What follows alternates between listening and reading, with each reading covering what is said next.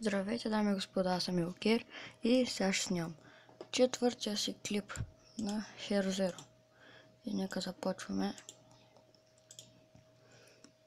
Вчера направих злодей.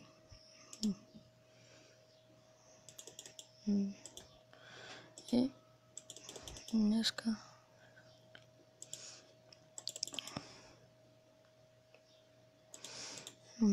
ще му пиша по-късно. Да се проверим тук нещата. Днеска се чувствам страхотно. О, това струва ли се според вас? О, според мен се струва. И още как.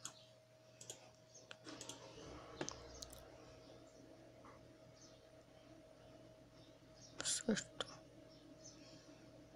Няма значение, нещо на същото. Ще направим мисиите. О, не.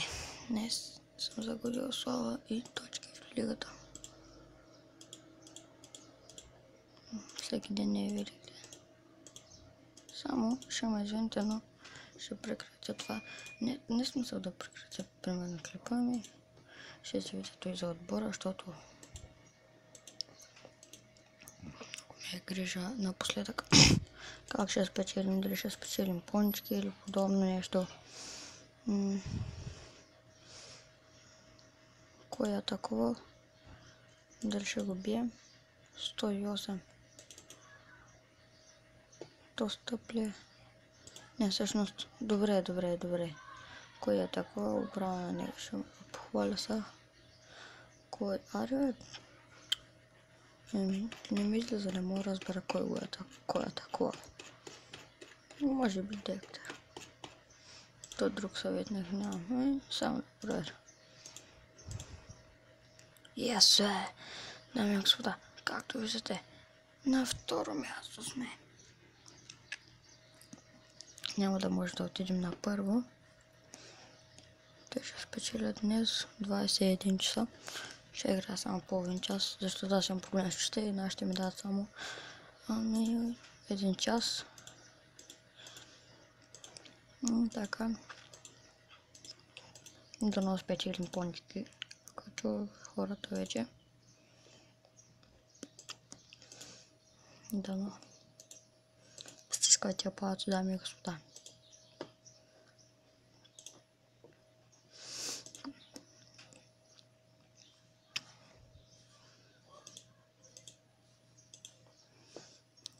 Само момент, че нещо стана опакно.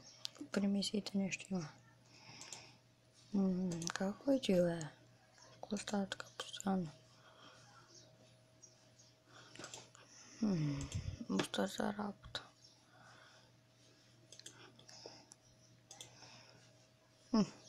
Ще пара на него. Зарадваме.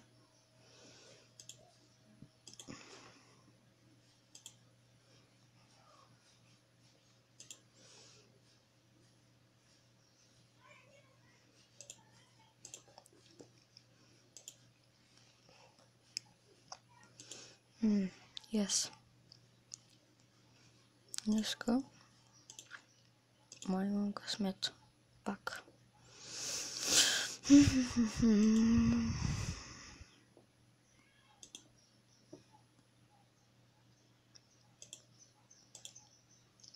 Християн. Направо го попилях този християнас.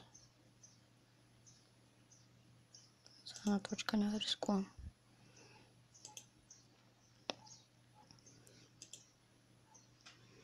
От 399.